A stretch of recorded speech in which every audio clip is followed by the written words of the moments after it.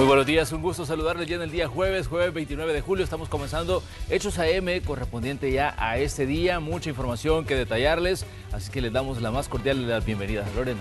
Como siempre es un gusto darles los buenos días y que madruguen en compañía de la señal de Canal 12. Para muchas personas ya tienen varios minutos disfrutando de la transmisión de los Juegos Olímpicos en vivo, Manuel. Hace unos minutos natación y tenis de mesa. Yo que soy también fanática de las personas o las figuras de la natación, pues es muy emocionante. Así que bueno, les invitamos a que se mantengan pendientes de Hechos AM. Colocamos nuestros titulares. Teníamos un pequeño adelanto de la información que estaremos abordando durante estos próximos minutos. Mientras tanto, les comentamos que se registran más accidentes de tránsito en las últimas horas. Y bueno, justamente esta madrugada sobre el kilómetro 7 del Boulevard Monseñor Romero, el conductor de un pick-up perdió el control y se salió de la carretera justo en el puente de la calle Pedregal y cayó aproximadamente desde unos 5 metros de altura. Pese a lo aparatoso de este percance, pues de forma afortunada no hubo personas lesionadas, solo hubo daños materiales. Ahí las imágenes de este pick-up que cae desde el puente sobre el Boulevard Monseñor Romero.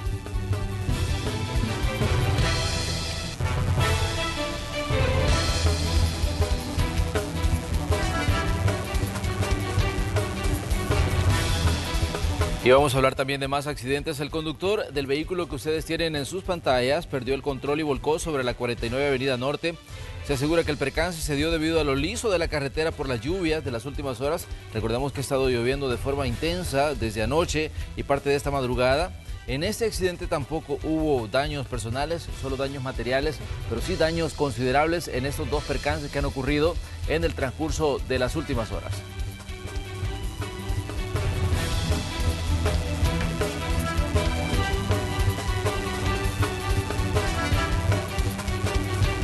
Ya son las 6 de la mañana con 4 minutos. Vamos a establecer contacto con nuestra compañera Ileana Leiva, que ya se encuentra desde la sala de redacción de Noticiero Hechos con actualización de noticias. Ileana, adelante, buenos días. Buenos días, Ileana, te escuchamos. Buenos días, y que vamos a seguir hablando sobre los accidentes de tránsito que se han registrado en las últimas horas.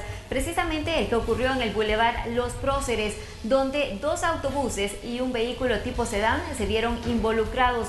Tras este percance, al menos 6 elementos de la Fuerza Armada resultaron con lesiones leves, pero aún así fueron trasladados hasta el Hospital Militar para poder ser chequeados y descartar algún tipo de golpe interno. También en este caso lo que se ha manejado es que habría sido imprudencia del vehículo tipo sedán quien invadió el carril de los autobuses, provocando que este perdiera el control, impactara contra el sedán y posteriormente el segundo autobús también colisionara con ellos. Tenemos justamente declaraciones sobre este percance vial. Escuchemos.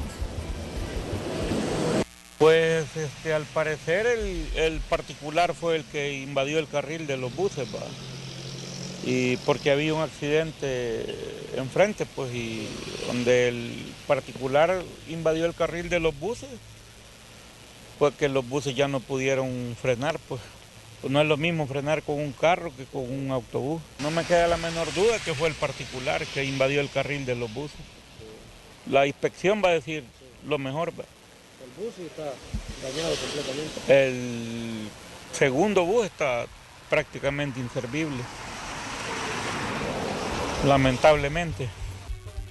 Este accidente se dio justo en el sentido de poniente a oriente y según pues también la información que se compartió, estos elementos de la Fuerza Armada eran quienes acompañaban a las personas que hacen la entrega de los paquetes alimentarios que otorga el gobierno a las familias salvadoreñas, y es ahí donde lamentablemente resultaron lesionados en este percance registrado, como decíamos, en el Boulevard Los Próceres. Pero este no fue el único accidente que se ha registrado. Nuestro compañero José Delgado también se desplazó hasta otro punto donde se registró otro percance vial. Estamos hablando del kilómetro 41 de la carretera panamericana a la altura de Santo Domingo de Guzmán en Cuscatlán, donde esta rastra que ustedes tienen en pantalla de origen guatemalteco perdió el control en una de las curvas por lo que fue a impactar contra un árbol. Según manifestó el motorista de la Rastra, por fortuna solo fueron daños materiales, sin embargo esto generó un congestionamiento bastante considerable en la zona, ya que se encontraba bloqueando el paso. También ante este accidente, para quienes pues no van atentos del volante y no se percataron que ya estaba pues generado este percance vial y no observaron los conos que se habían colocado como advertencia, fueron también a accidentarse, y para evitar colisionar con la Rastra, pues lo que hicieron fue desviarse y también impactaron contra algunos árboles, pero por fortuna siempre solo se trató de daños materiales. Escuchamos declaraciones del conductor de esta Rastra. Pues venía, yo voy para Guate, venía de Nicaragua, pero como estaba lloviendo, antes de agarrar la vuelta, le quité una velocidad y la frené un poquito, y fue donde me empezó a, como venía en bajada, por eso le bajé velocidad, ¿va? Pero ahí está que el asfalto no me ayudó, ¿va? Se me escuadró. Sí, fue fuerte, como quiera o no, pues este asfalto es algo nuevo. El gas que suelta ya cuando llueve hace que uno se resbale, ¿va? Pero lo bueno que gracias a Dios no dañé a otras personas, solo fue daños materiales, ¿va?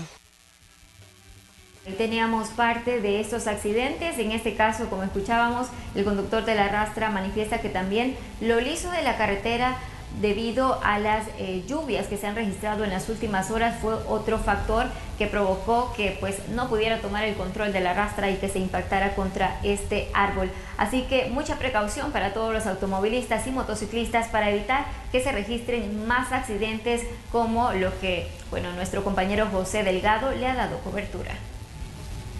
Muy bien, Ileana, ahí tenemos pues la información y parte también de lo que ha ocurrido. Definitivamente que hay que manejar con mucha precaución, sobre todo con estas condiciones climáticas donde vemos que un pequeño descuido puede terminar en una tragedia. Ya vimos 2 accidentes vehiculares de 2 vehículos y ahora pues este otro donde pues sí ya hay daños humanos, y definitivamente pues un llamado nuevamente a la precaución, Ileana, en este día ya que estamos casi cerrando el mes de julio. Gracias por el reporte desde nuestra sala de redacción, Ileana Leiva. Con gusto, buen día. Bien, y a esta hora vamos a revisar cómo están las condiciones climáticas, vamos a observar cómo se encuentra, digamos, por lo menos aquí en Antiguo Cuscatlán, y ahí podemos observar que podríamos decir que habrá lluvia en el transcurso de las próximas horas. De hecho, es de recordarle a usted que nos sintoniza a esta hora que el país se encuentra en alerta verde, porque ya la gente del Ministerio de Medio Ambiente, los expertos en meteorología, estaban pronosticando que este sería pues una semana con abundante actividad lluviosa. Realmente no vemos mayores acumulaciones de nubes sobre el territorio nacional, aunque sí condiciones para que se puedan generar, digamos, tormentas en el transcurso, porque esos cúmulos de nubes que están sobre la región centroamericana están desplazándose lentamente, por lo menos no de forma tan organizada como se ve en el mapa, pero sí hay un desplazamiento, y vemos también que esta actividad que vemos en los alrededores, donde ve esos puntos rojos y verdes, eso podría desplazarse y pasar por la región, porque de hecho cuando meteorología hacía el pronóstico, Lorena, decía que habían ondas tropicales, no mencionaba una sino varias, que se estaban desplazando por la región centroamericana, y que estos se dejarían pues acumulados de humedad que terminarían traduciéndose en lluvia. Anoche pues tuvimos una tormenta bastante fuerte, por lo menos aquí en la zona central, y esta madrugada igual, una situación que nos da pues la idea de que va a continuar lloviendo en las próximas horas, así que por si usted no ha salido de su casa, lleve su paraguas. Sí, bueno, estábamos aquí muy pendientes también. Las probabilidades aumentan para las próximas horas. En las lluvias, con respecto a este tema, aumentan en horas de la tarde, Manuel. Alrededor de las 4 o 5 de la tarde hay más probabilidades que se registren precipitaciones, y por eso es importante en esta temporada, que ya sabemos desde que comienza esta temporada de lluvias, que es importante portar un paraguas, una capa, para evitar cualquier inconveniente en nuestro día a día. Exactamente. También, bueno, la recomendación ahí, porque el patrón que ha estado siguiendo, por lo menos las precipitaciones en las últimas semanas, ha sido el mismo. Durante el día, mucho calor, sobre todo durante la mañana. Ya en horas de la tarde se empiezan a formar esas tormentas que terminan traduciéndose en lluvia. a eso de las 5 o 6 de la tarde empieza en algunos puntos pues a llover muy fuerte, así que el llamado a la precaución, y pues le mostramos nuevamente esta imagen que nos indica cómo amanece, cuál es el panorama que tenemos aquí en Antiguo Cuscatlán, en el departamento de La Libertad. Y bueno, una situación que decíamos va a continuar lloviendo de acuerdo a la perspectiva que nos da la cámara que tenemos en el edificio Bicentenario. Para que usted lo tome también en consideración y pendiente de lo que puede suceder en las próximas horas con respecto a este tema. Bien, y vamos a revisar las publicaciones de Noticiero Hechos en las redes sociales, porque también ahí estamos actualizando datos y ahí tenemos pues la información, también más accidentes de tránsito, más datos que usted debe saber. Se reportan 3 personas fallecidas en un accidente en una ambulancia sobre la carretera panamericana en el municipio de Moncagua, esto allá en el departamento de San Miguel. Atención, la zona oriental. Las víctimas son una doctora, una enfermera y un paciente quien era trasladado a un hospital bajo protocolos COVID. Es decir, este era un vehículo que estaba transportando, en este caso, a una persona en una condición delicada. Iba pues la doctora y la enfermera y el paciente, y son pues los que han fallecido en este accidente allá en Moncagua, en el departamento de San Miguel. Precaución para la zona oriental. Lastimosamente, información dolorosa, porque sabemos que el personal de primera línea no solo se arriesga atendiendo a los pacientes en los hospitales, sino también en situaciones en las que pueden perder la vida cuando va en las ambulancias, y muchas veces nosotros ya hemos documentado, incluso Lorena, cómo las ambulancias tienen problemas para circular debido a que no se les respeta. En este caso no sabemos cuál fue la causa del accidente, pero sí sabemos el resultado. 3 personas fallecidas, la doctora, la enfermera y también el paciente al que iban auxiliando. Qué lamentable también, Manuel, pero bueno, hay información que estamos compartiendo, esto y mucho más a través de las redes sociales, específicamente en Twitter, para que usted también acuda a nuestro perfil en redes sociales en Twitter y que pues también obtenga más detalles sobre todo lo que está sucediendo en estos momentos. Y vamos a hacer un repaso por otras informaciones que son importantes. Hay nueva información en el proceso judicial por el feminicidio de Flor García. Usted se recordará de este caso. El presunto cómplice del hechor fue puesto en libertad por orden de una cámara especializada. Conozcamos más en el siguiente informe y cuál va a ser en este caso la jugada o el movimiento que tiene que hacer la Fiscalía General de la República en este caso. La Cámara Especializada para una Vida Libre de Violencia decretó libertad a uno de los acusados en el feminicidio de Flor García. Se trata de Francisco Boanerges, quien ahora será juzgado por el delito de autor de encubrimiento en prejuicio de la administración pública y no de cómplice necesario de desaparición de personas. Ante esto, la Fiscalía General de la República dijo que apelará dicha resolución. Tenemos a disposición recursos conforme a la ley, tenga por seguro que se van a utilizar siempre y cuando estos procedan. De igual forma, esta persona no estará siempre ligada al proceso, y en este momento lo que ha sucedido es simplemente que ha variado la calificación provisional de la conducta que se le está atribuyendo a esta persona. Esta calificación provisional puede variar en el transcurso de la investigación en la medida de que se robustezca la hipótesis planteada por la Fiscalía. El fiscal general explicó que la investigación en contra de Boanerges, primo de la expareja de Flor García, continúa y que presentarán los recursos necesarios para que se le vuelva a establecer detención. En otras noticias les comentamos que los casos de violencia contra la mujer persisten en nuestro país. Sin embargo, hay muchas de las víctimas que tienen miedo a denunciar por diversas razones. De esta problemática vamos a hablar en el siguiente informe. Ella es Celina Quintanilla, una joven madre que hace 7 años sufrió constantes abusos de su pareja. En ese tiempo señala que no tenía el suficiente valor para denunciarlo, lo que la obligaba a seguir bajo constantes amenazas. Tenía una pareja que me infundía miedo, más psicológico, porque yo decía eso lo soporto, lo psicológico, pero ya de último sí fue físico y ya eso ya no lo aguanté. Yo dije, ya una vez te toca a la persona, ya lo puede volver a hacer y eso es ya consecutivo.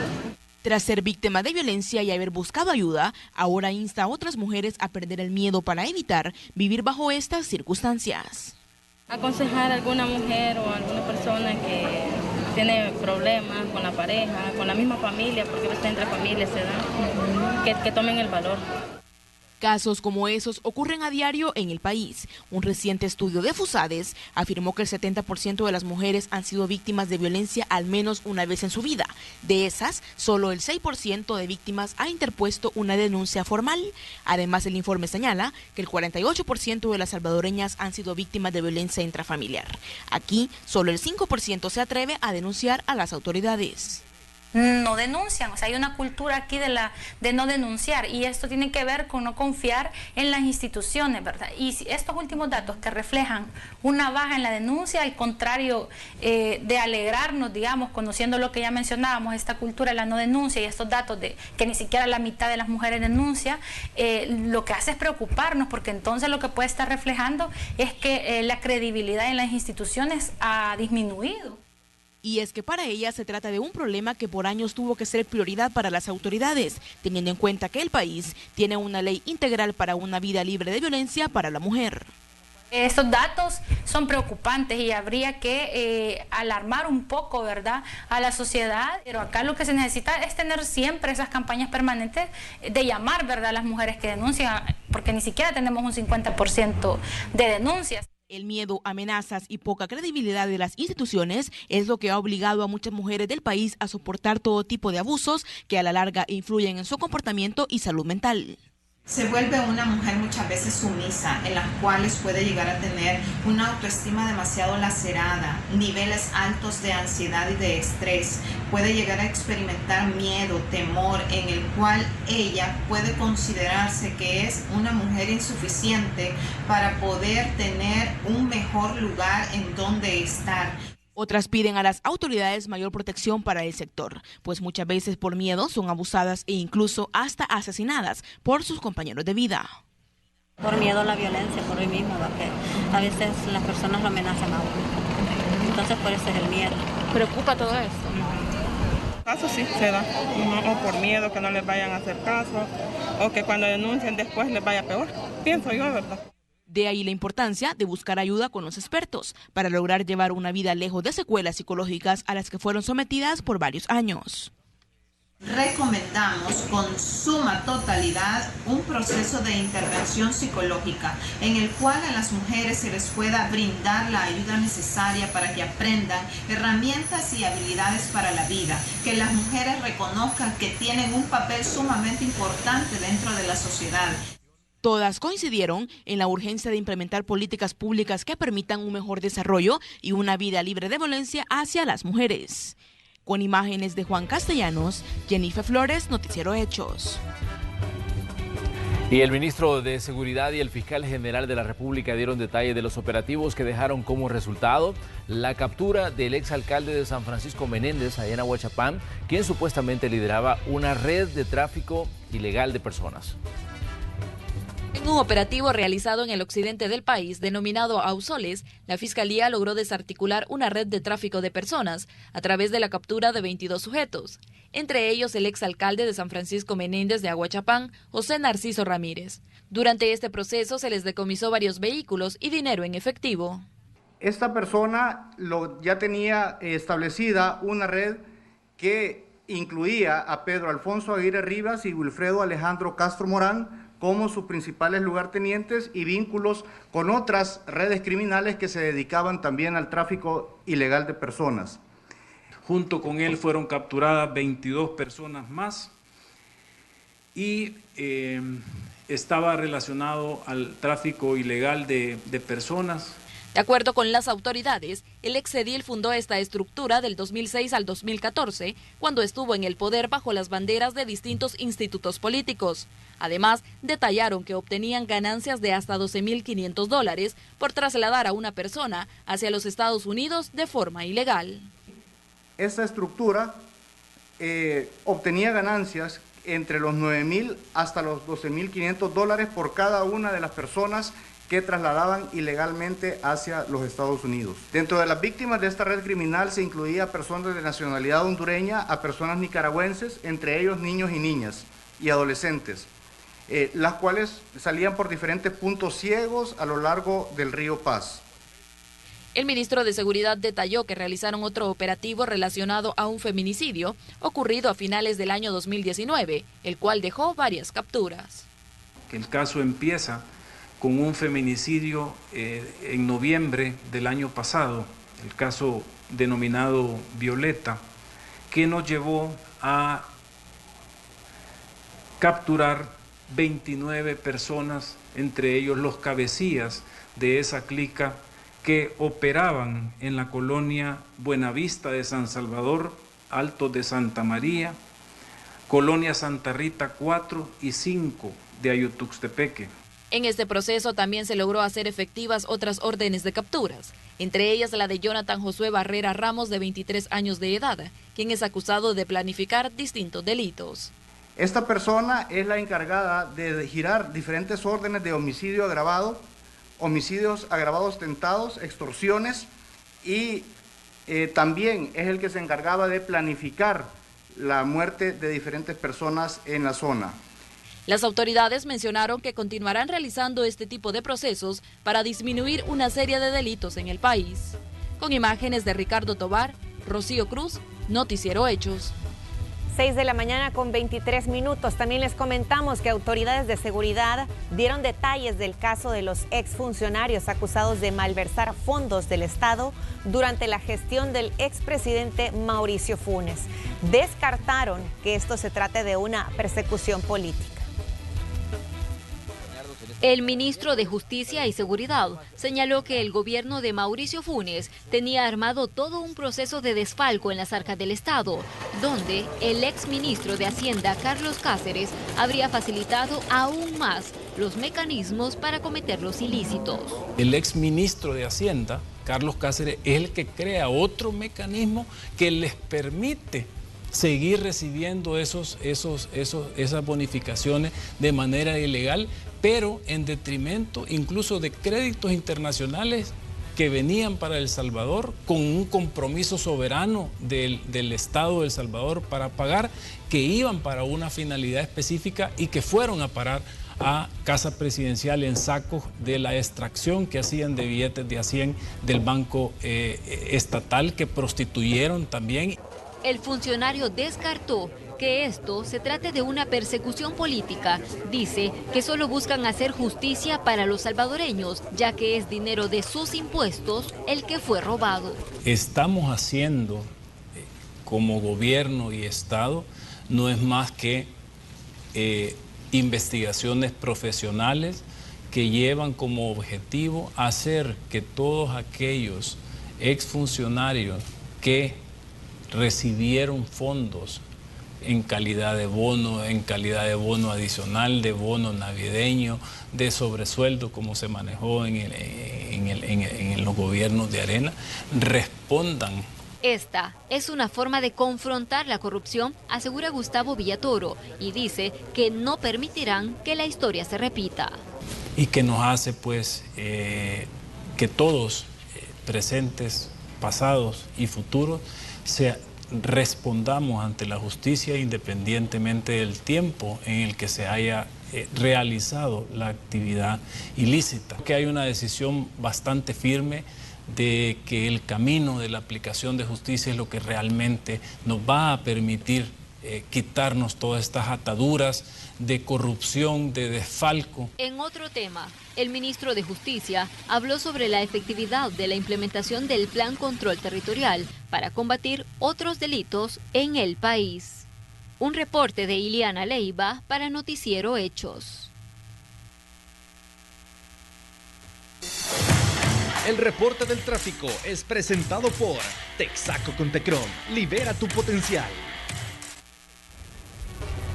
Muy bien, estamos pendientes de las condiciones del tráfico en esta mañana de día jueves. Como decíamos, una mañana un tanto complicada por las condiciones climáticas. Le pedimos a usted que se mantenga pendiente siempre de la información que le estamos detallando aquí en Noticiero Hechos para que usted conozca y monitoree junto a nosotros el tráfico en esas vías principales que tienden a complicarse. De hecho, esta mañana, cuando estábamos circulando por la zona de Los Próceres, ya había una carga vehicular considerable, a pesar de que estábamos apenas llegando a las 6 de la mañana. Un poco antes de las 6 de la mañana ya había un tráfico un tanto pesado en ese sector de que une a Antiguo Cuscatlán con San Salvador, la zona de los Próceres, la zona de la Panamericana, la Manuel Enrique Araujo, son de las vías que tienden a complicarse mucho cuando estamos comenzando la jornada.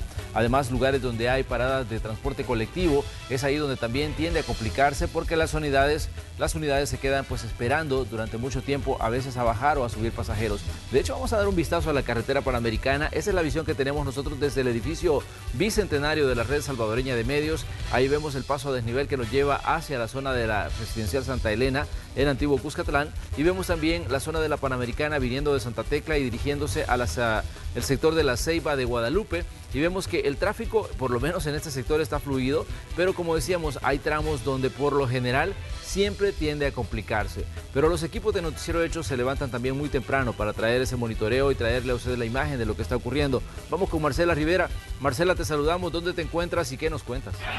Muy buenos días, Manuel. Me he trasladado hacia el Boulevard de los Próceres, en donde la carga vehicular ha comenzado a incrementarse, especialmente para todas aquellas personas que se dirigen hacia la 49 Avenida Sur, también hacia la autopista Comalapa. Por el momento no se ha generado ningún tipo de problema, es decir, ningún tipo de congestionamiento que vaya a afectar la circulación vehicular en esta vía, pero sí ya estamos viendo la cantidad de vehículos transitar por esta vía, y lo mismo ocurre también en el sentido contrario, es decir, para los que ya están buscando el occidente del país. Les muestro cómo se encuentra un poco más adelante para que ustedes vean el flujo vehicular que se mantiene a esta hora de la mañana, que aún es una muy buena hora para que usted pueda circular, y la recomendación es también para las personas para no exceder los límites de velocidad, porque eso también puede provocar percances viales. Así el panorama en el Boulevard de los Próceres. Les muestro también cómo se encuentra en esta calle alterna para que usted tome muy en cuenta esta situación, y que definitivamente esta calle que les estoy mostrando es muy buena opción para que pueda pasar por acá. Es Marcela, definitivamente que ahí no vemos mayor problema para circular. Hay que tomar en cuenta la recomendación, definitivamente que el tráfico tiende a complicarse mucho. Estamos a día jueves y, como decíamos, el viernes es el día quizás más complicado de la semana, pero pues no sabemos a qué se debe que la carga vehicular aumente de forma inesperada en ciertos días. Pero lo que sí es importante es el monitoreo que hacemos para mostrarle pues lo que se va a encontrar al salir de casa. Gracias, Marcela Rivera, por el reporte. Buenos días. Buenos días para ti. Cuando decides darle a tu carro Texaco con Tecron, descubres un poder incontenible deseando salir, que te pide ir más lejos. Siente la potencia, avanza, escucha su rugido. Sigue 1 kilómetro más, 1 hora más, 100 años más. No busques menos, continúa. Alcanza lo que creías imposible. No le pongas límites a tu motor. Ponle Tecron, Texaco con Tecron. Libera tu potencial. Continuamos con más información. Vamos a hacer un recorrido por algunas de las noticias más importantes, hechos que usted debe conocer. Les comentamos que el director de Reconstrucción de Tejido Social, Carlos Marroquín, acompañó a una delegación argentina durante la visita que realizaron al Centro Urbano de Bienestar y Oportunidades de la Comunidad Iberia, esto en San Salvador. Este recorrido tuvo como objetivo conocer un poco más del proyecto que impulsa el gobierno. Y la Policía Nacional Civil capturó en San José Villanueva, La Libertad, a una persona identificada como Víctor Eduardo López, quien tenía varias órdenes de captura en su contra por homicidio agravado, privación de libertad, entre otros delitos. Y también la Fiscalía ordenó la captura de Pedro Vicente Contreras Castillo por el delito de estafa. Los hechos ocurrieron en febrero de 2021 en el municipio de Colón, departamento de La Libertad. Muy bien, y tenemos otros hechos que también debe conocer. José Porfirio Sorto Portillo fue condenado a 10 años de prisión por violar a una mujer. Esto ocurrió en octubre de 2019 en el barrio Dolores del municipio de Chinameca, en el departamento de San Miguel. Ahí tenemos pues la imagen de esta persona que ya está detenida. También les informamos que José Porfirio Sorto Portillo fue condenado a 10 años de prisión por violar a una mujer en octubre de 2019 en el barrio Dolores del municipio de Chinameca, departamento de San Miguel. Muy bien, ahí tenemos algunos datos que usted debe conocer respecto a situaciones que han ocurrido y que son noticia. Que cuando llegamos al día jueves, vamos a ir a una pausa comercial, pero en el espacio de la entrevista hoy vamos a hablar de cómo está la situación de las exportaciones en El Salvador, que dice Coexport, la Corporación de Exportadores de El Salvador, sobre la economía del país. Esto en el espacio de la entrevista. Vamos a la pausa, volvemos enseguida.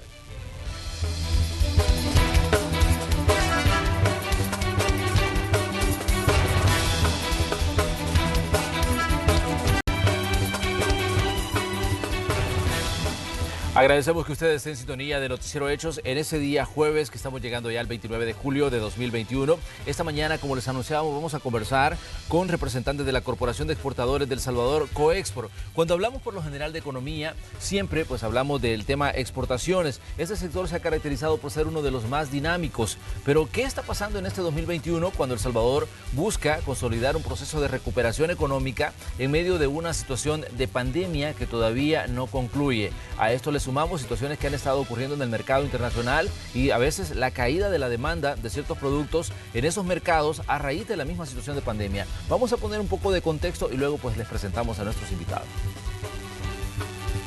La Corporación de Exportadores de El Salvador, Coexport, señaló recientemente la necesidad de ampliar el tiempo para implementar la legalización de la criptomoneda en el país, ya que agrega más retos al gremio. Desde el año pasado, las empresas hemos vivido mucha incertidumbre. La pandemia, factores políticos que afectan, que inciden en los negocios, los clientes nos llaman, nos preguntan y sale la ley Bitcoin, dice Marvin Melgar, presidente de la Corporación de Exportadores de El Salvador. La ley Bitcoin, aprobada en junio y cuyo reglamento aún está en elaboración, dispone que una criptomoneda sea de curso legal en el país 90 días después de aparecer en el diario oficial, es decir, entraría en vigor el próximo 7 de septiembre. El presidente de la gremial señaló la necesidad de una mayor apertura al diálogo de parte del gobierno y que el sector productivo participe en las discusiones técnicas. Esta mañana conversaremos sobre este y otros temas con Marvin Melgar, presidente, y Silvia Cuellar, directora ejecutiva de la Corporación de Exportadores de El Salvador. Bienvenidos a la entrevista de Hechos AM. Así es, nuestros invitados ya están aquí en la sala de Hechos AM, listos para que hablemos de este tema.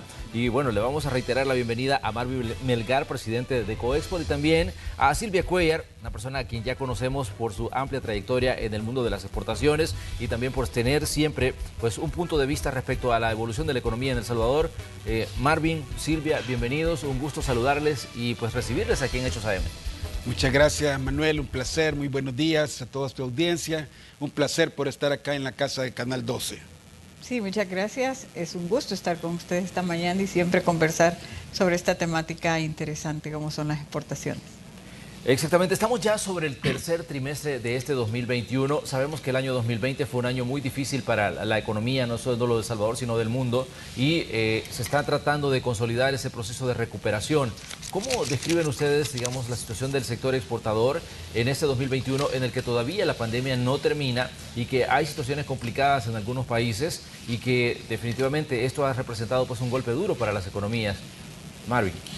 Gracias. Bueno, en efecto, como usted bien lo dice en su nota introductoria, El Salvador está experimentando un proceso de recuperación económica tras la caída de las exportaciones y tras la caída de la economía el año pasado, derivado pues de la pandemia.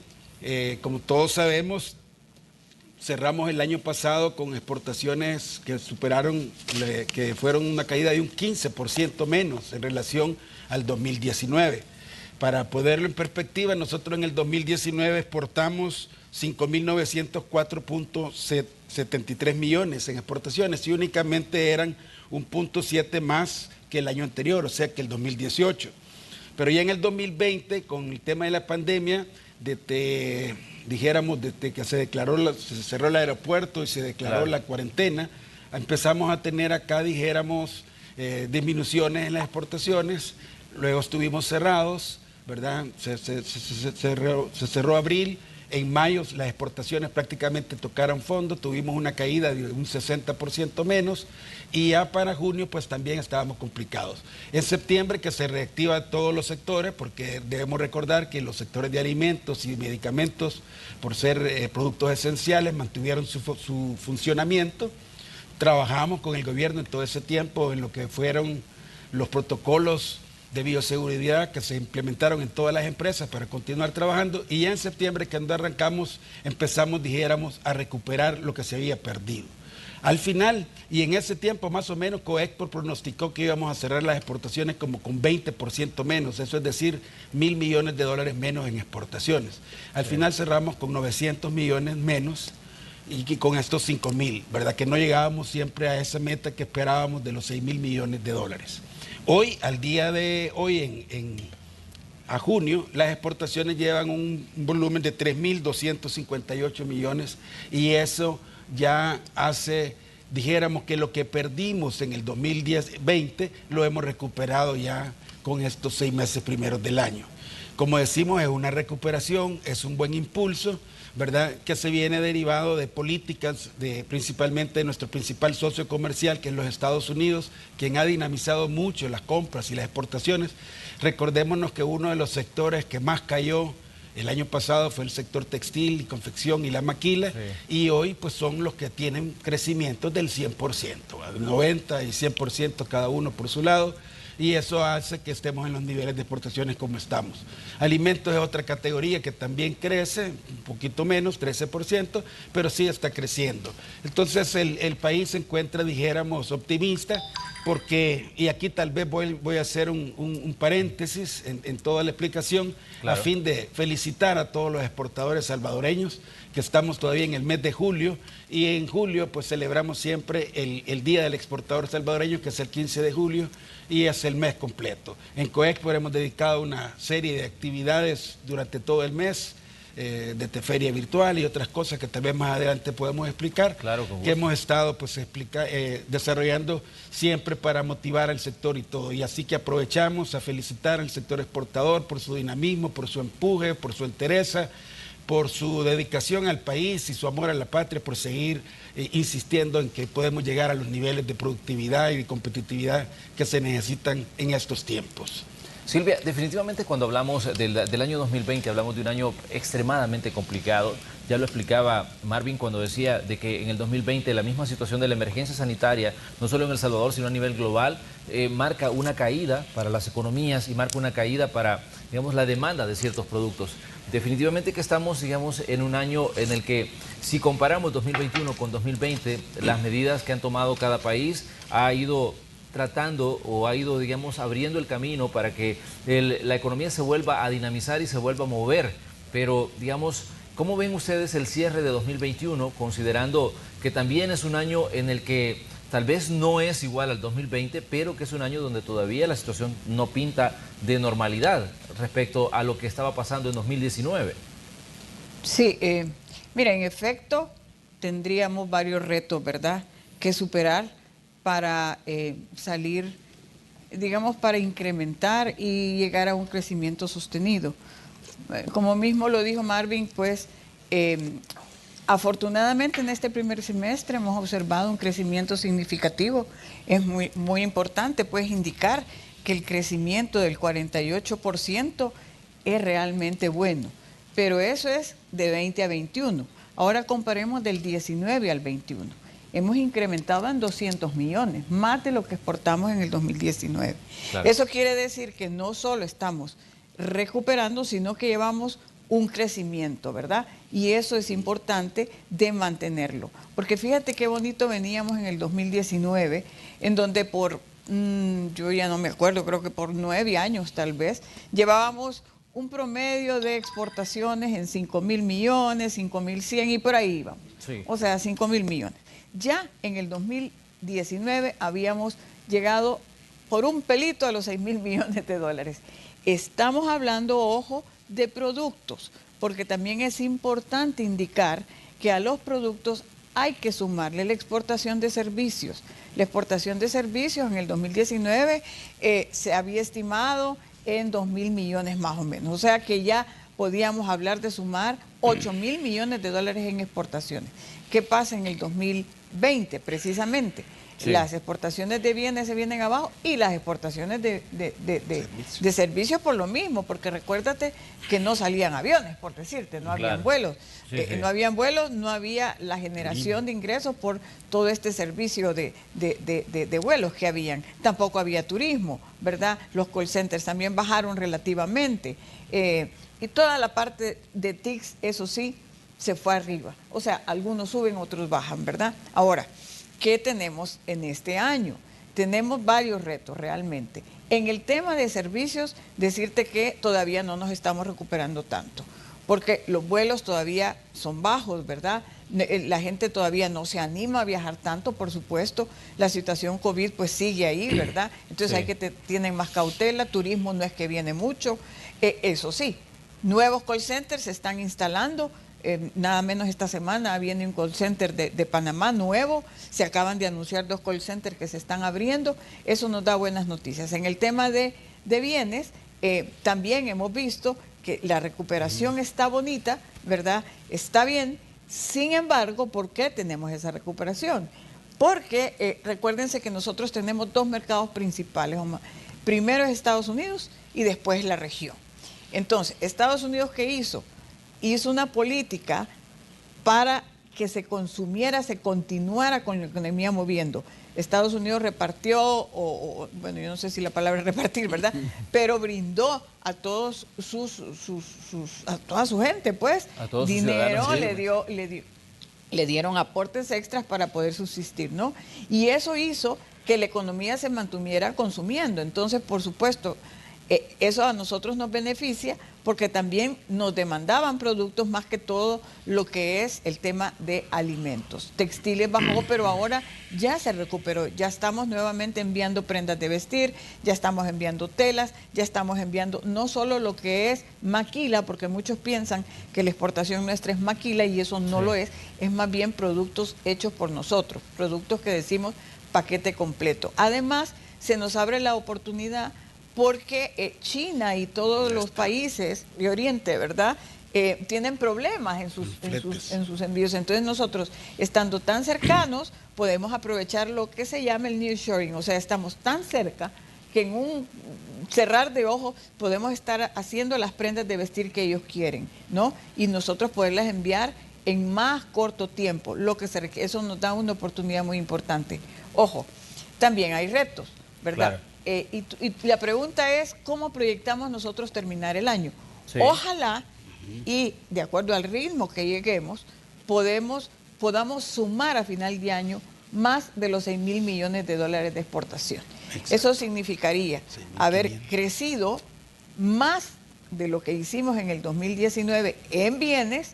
No creo yo que en servicio lleguemos a los 2.000 millones, ¿verdad? Pero sí en bienes, ¿verdad? Y de ahí para arriba, seguir creciendo. Ahora bien, ese reto es un reto bastante bonito el que tenemos, porque hoy en día tenemos estas buenas oportunidades que se nos han abierto en el mercado, porque incluso si Estados Unidos se te abre, la región se te abre. Entonces, estamos en estos mercados, ¿verdad? Entonces, el otro año tenemos que afrontar varios retos. Bueno, ya se nos anuncia otro incremento en el petróleo, que parece que va a llegar hasta $100 el barril. Ya viste los incrementos en fletes, e incluso a veces ni se encuentran contenedores para poder llevar la carga y para poder traer importación, porque también tenemos que recordar que nosotros somos un país que exportamos, pero no tenemos los suficientes insumos, materias primas, y tenemos que importar. Entonces, sí necesitamos esa importación para poder producir y exportar.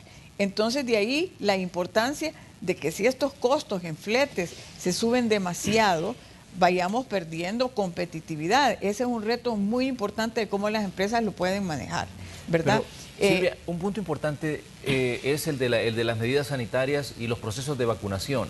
¿Cómo ven ustedes esta situación? Porque Estados Unidos, incluso hay ciudades como Nueva York que está anunciando de que le va a pagar $100 a sus ciudadanos para que se vacunen. En el caso de El Salvador vemos que el crecimiento de las personas vacunadas va, digamos, a un ritmo bastante acelerado, y esto pues no deja de ser, digamos, un incentivo para que se confíe en poder, digamos, hacer negocios con El Salvador e incluso poder viajar a El Salvador. ¿Cómo ven ustedes las medidas sanitarias que se están tomando y cómo ven ese proceso de vacunación del que decíamos El Salvador está, digamos, despuntando en la región centroamericana? Sí. Fíjate que Marvin puede ampliar sobre la temática, solamente decir antes, porque solo se me quedó un puntito, que precisamente me hace la pregunta y con respecto a eso iba a decir que uno de los elementos que las empresas han hecho, uno de los esfuerzos muy importantes que han hecho las empresas, y porque estamos en crecimiento y porque además es increíble, estaba hablando con las empresas de cuánto significaba, Marvin nos puede decir, porque incluso Marvin tiene una empresa exportadora, claro. Cuánto es el incremento que se ha hecho, cuál es el esfuerzo que ellos han puesto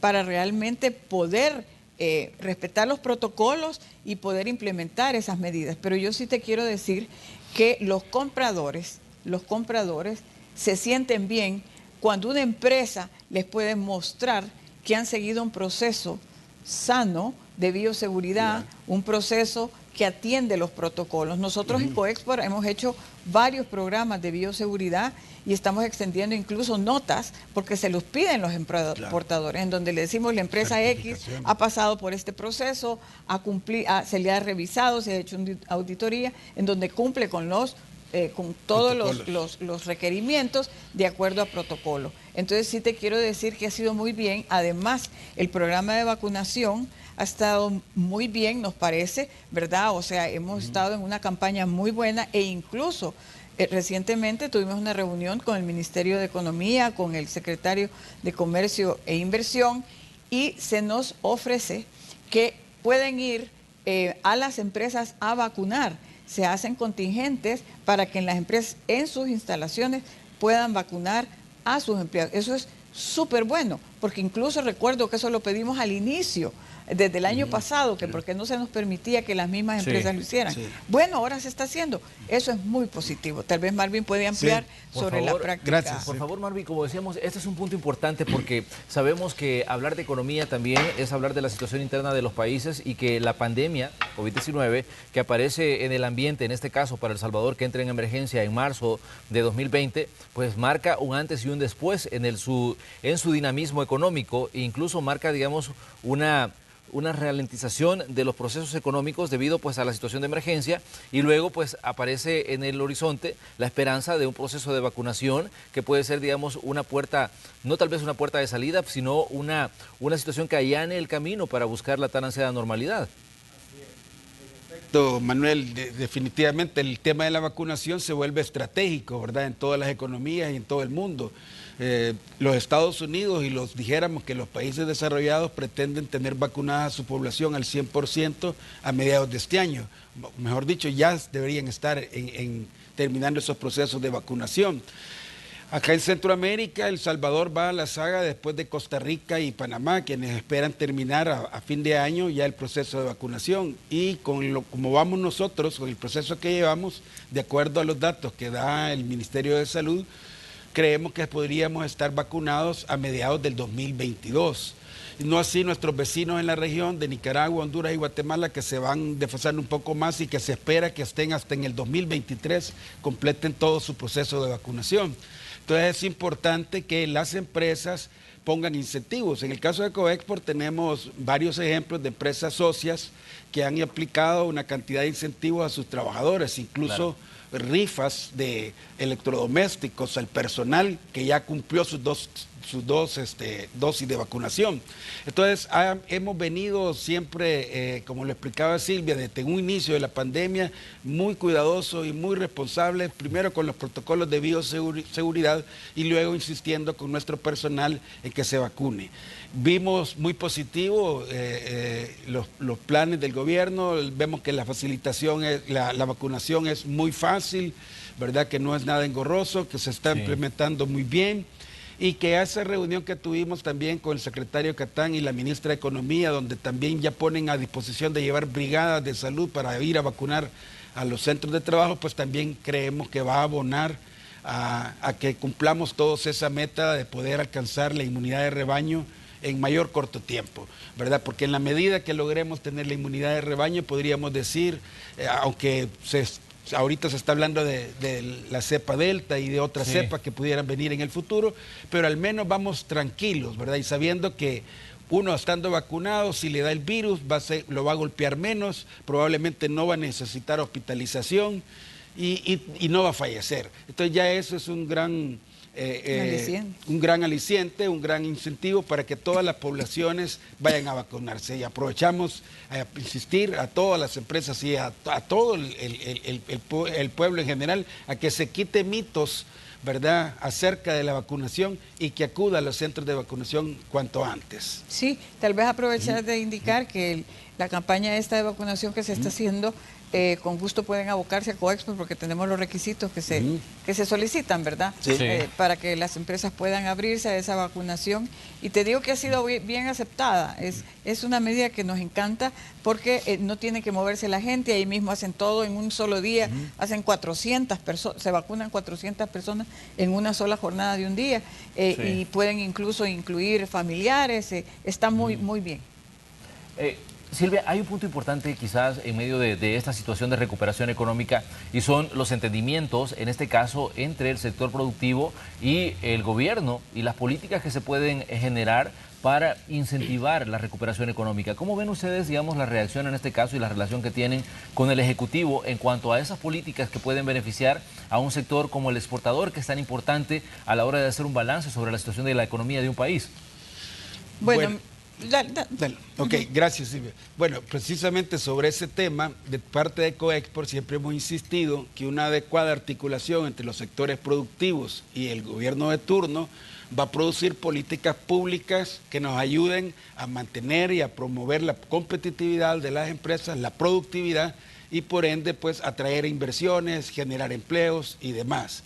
En ese sentido, desde Coexport estamos siempre siguiendo nuestra estrategia propositiva de mantener acercamientos con las instituciones del gobierno a efecto de trasladar los que consideramos nosotros las principales apuestas estratégicas para que el país avance.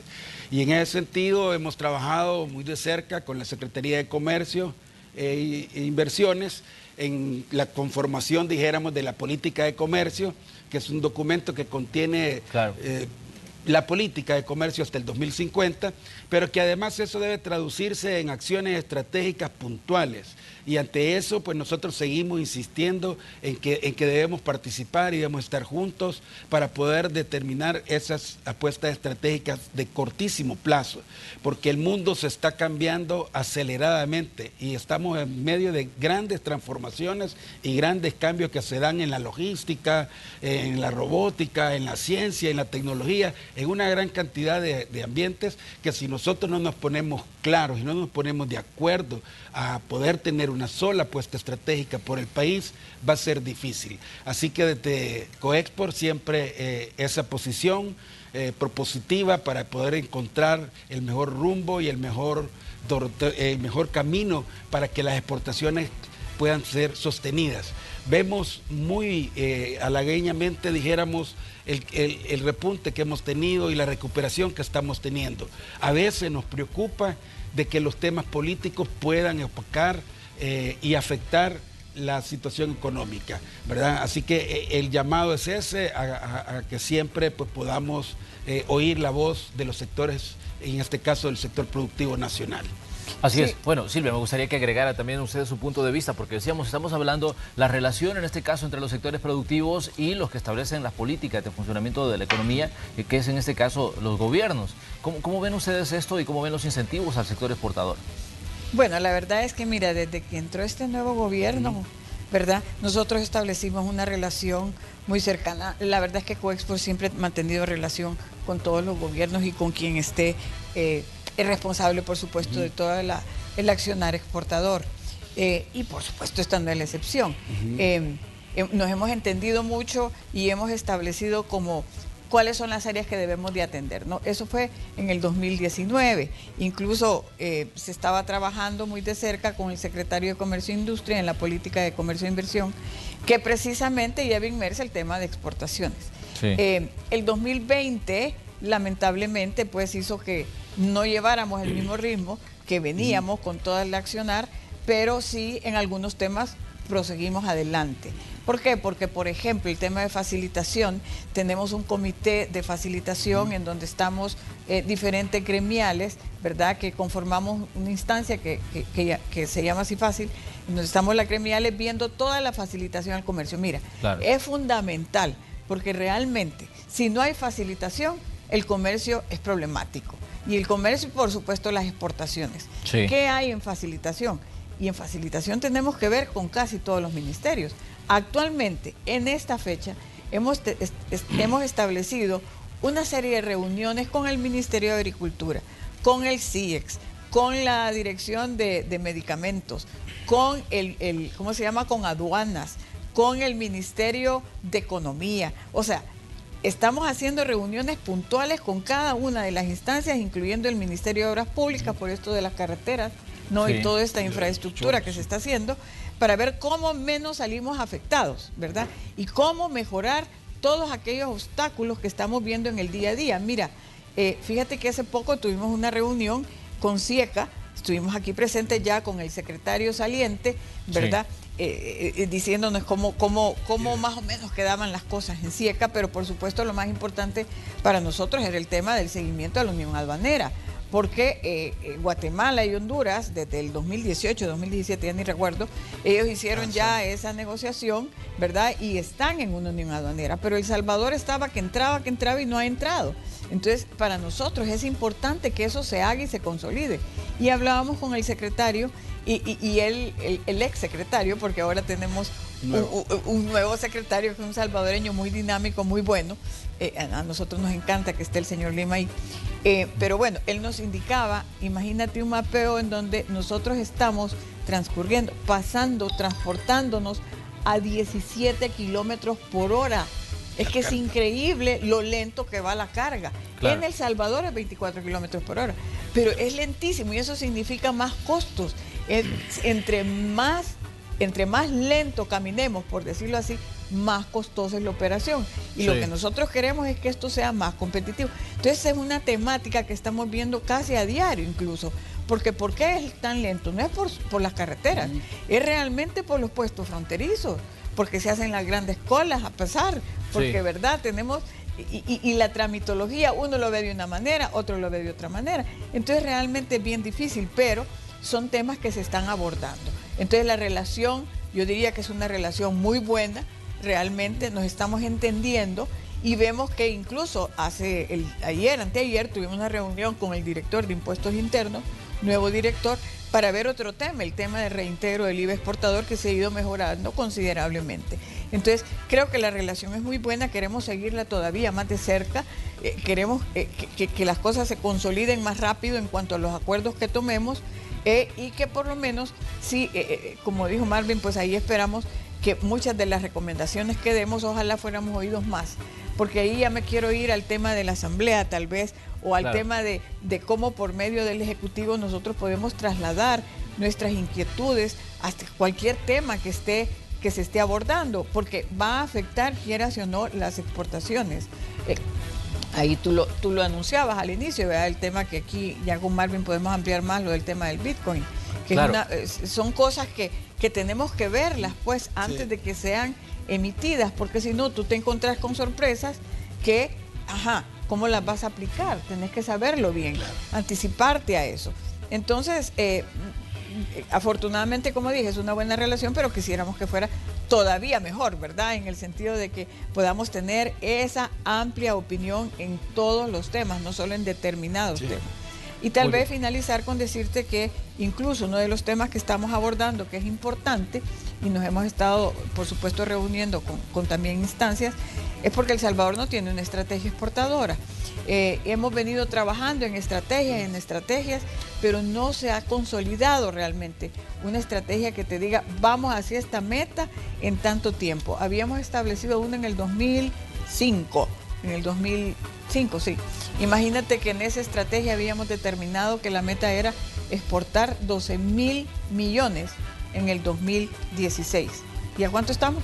En 6.000 millones en el 2020, en el 2019, en el 2020, pues ojalá superemos eso para el 2021. Pero imagínate, estamos rezagados en 10.000 millones.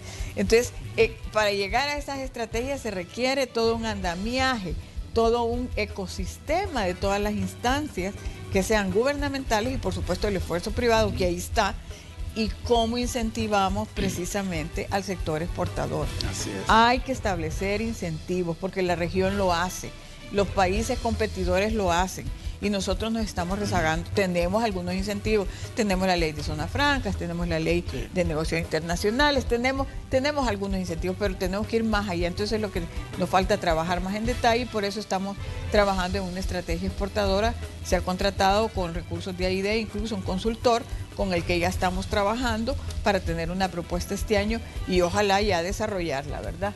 Porque como dije, son varios retos los que tenemos y lo que queremos es seguir en franco crecimiento.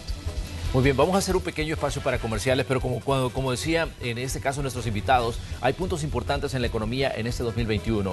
El alza en los costos de los combustibles, venimos en una espiral de incrementos, son 20, 21 incrementos que hemos tenido durante el año, ya sobrepasa el $1 de incrementos en, digamos, este 2021. El costo del galón de gasolina especial o súper está por llegar a los $4, si es que no ha llegado en algunas estaciones de servicio con el último incremento que se dio este martes. Esto representa también pues un punto importante en la dinamización de la economía. Otro aspecto importante, agosto entra en vigencia el incremento del salario mínimo. Septiembre aparece en el horizonte el tema Bitcoin. Vamos a hablar con ellos para que tener una evaluación y una visión desde los sectores productivos sobre estas medidas. Esto después de la pausa comercial. Continúe con nosotros, somos Hechos AM.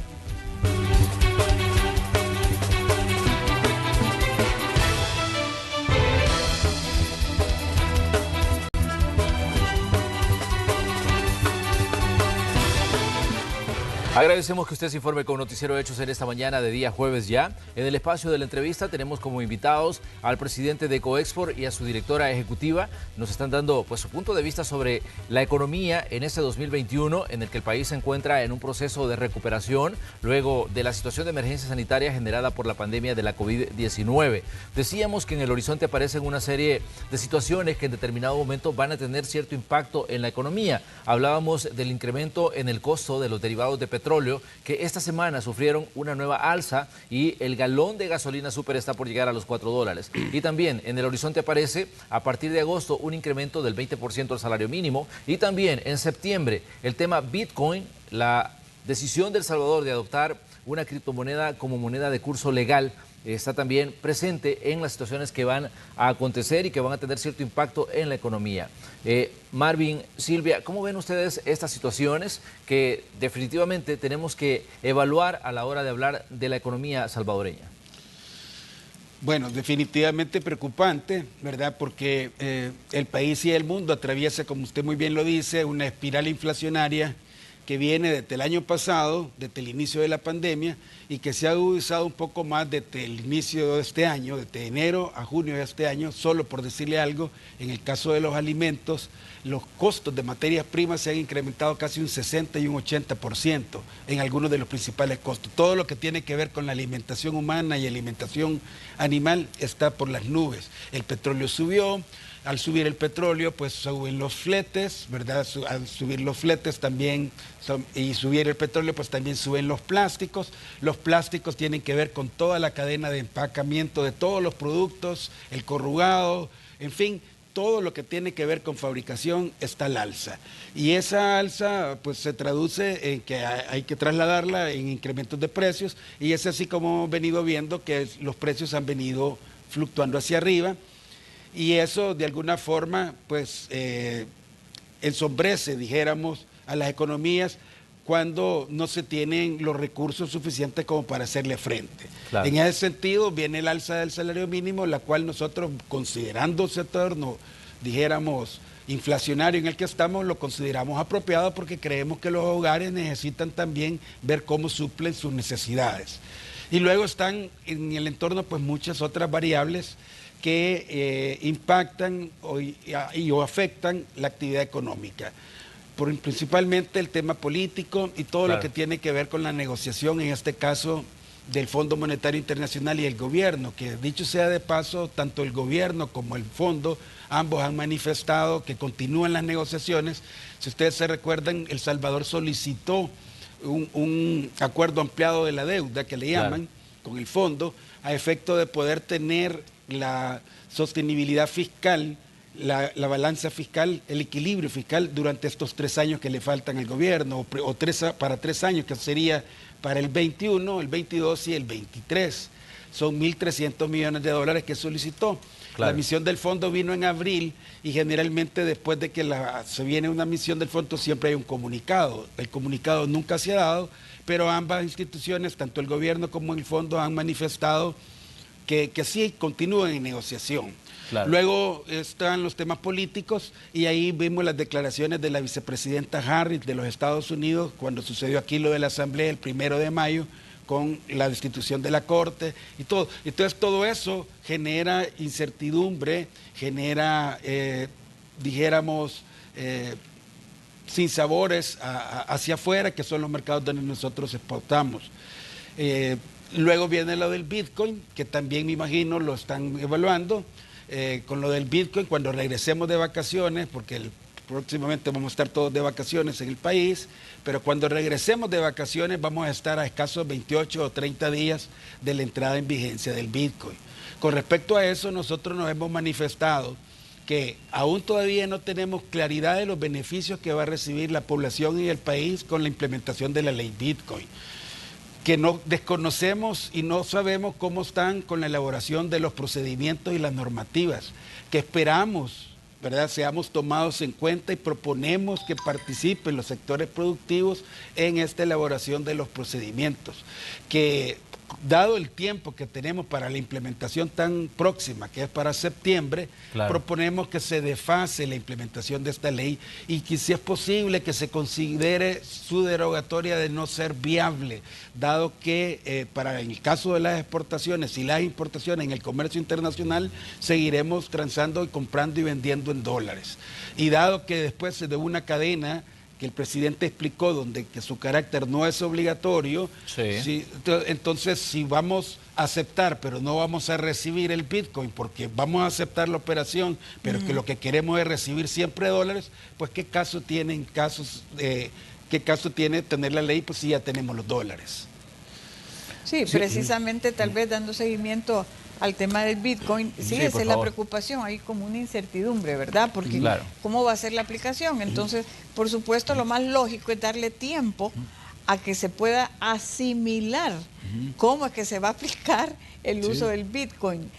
Precisamente nosotros indicamos que en el tema de exportaciones e importaciones, en el tema de las transacciones a nivel de comercio internacional, se debe de usar y se usa una moneda estable. En este momento es el dólar.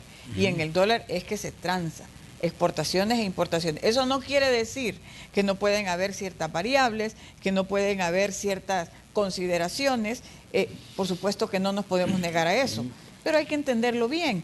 Entonces, imagínate, tenemos una ley que todavía no ha sido del todo asimilada, no ha sido del todo entendida, incluso unos dicen que es obligatorio, otros dicen que no es obligatorio.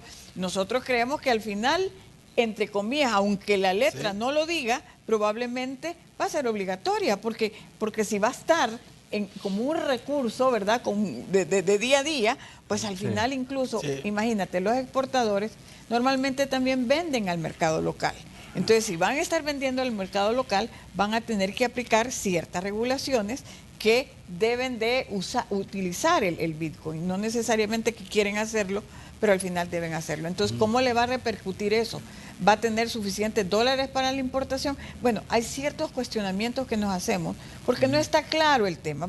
Se supone que una vez se emitan los reglamentos, se va a aclarar más. Pero ¿cuánto tiempo vamos a tomar para poder aplicar lo que se tiene que hacer para llegar al curso legal de eso? No el curso legal, pero el curso del Bitcoin en el día a día. Entonces, por eso nosotros que no estamos diciendo, porque es importante decir, COEXPORT no dice si está de acuerdo o no está de acuerdo. No lo podemos emitir un juicio que no sabemos a ciencia cierta cómo se va a aplicar. No sabemos si es beneficioso o no será beneficioso, ¿verdad? No tenemos esa experiencia todavía como para decir, y no estamos aprendiendo de nadie. O sea, normalmente uno toma cosas que vienen de alguien que ya las ha hecho, pero aquí seríamos como nosotros los primeros. Entonces, eso nos crea como cierta incertidumbre y no creas, eso resta, es un problema. De ahí a esto, sumémosle lo que estábamos hablando del salario mínimo. Yo quiero decirte que la mayoría de las empresas pagan más del salario mínimo realmente, eso sí lo hemos visto, pero no así pequeñas y medianas, normalmente tienen problemas. Ahí está el subsidio que se ha anunciado para ellas, ya estamos hablando de cómo se va a aplicar, está bien, por un año, pero sí, el impacto va a ser inmediato, porque igual, si no se aplica, si las empresas pagan más del salario mínimo, no quiere decir que no van a considerar el aumento, porque igual van a tener que hacerlo en cierta manera, ¿verdad? Entonces, esto te va a llevar, como dijo Marvin, en un incremento en cascada, porque no pueden absorberse esos incrementos cuando tienen otros. Imagínate que nos estaban indicando que todo el tema de bioseguridad en las empresas, el porcentaje anda por alrededor del 20% que han incrementado, ¿verdad? En invertir en eso. Y ahora tenemos que ver lo de los fletes, tenemos que ver precisamente lo que tú dijiste del incremento de la gasolina. Todo es cascada, porque eso quiere decir que si se incrementa la gasolina, se incrementan los fletes, se incrementan las materias primas que traemos, se incrementa el costo de operación, se incrementa el costo de llevar. Es como una cadena, ¿verdad? Que te conlleva a más costos. Y lo que no queremos y lo que no podemos permitir es que el país pierda competitividad ante otros. Yo no quiero decir que este tema de los aumentos no es a todo nivel, claro que sí, pero ahí de cómo cada país lo maneja y ahí hablando de esos estímulos. Fíjate que hace poco estuvimos en una reunión con la AMP en donde nos presentan un tarifario de las nuevas tarifas, valga la redundancia, que se van a aplicar en el único puerto que tenemos, que es el puerto de Acajutla. Y es increíble porque sí nos asustamos de esos incrementos. Entendemos que el puerto de Acajutla quiere mejorar y ha estado haciendo mejoras importantes, está bastante congestionado y tienen que invertir, pero es una de dos.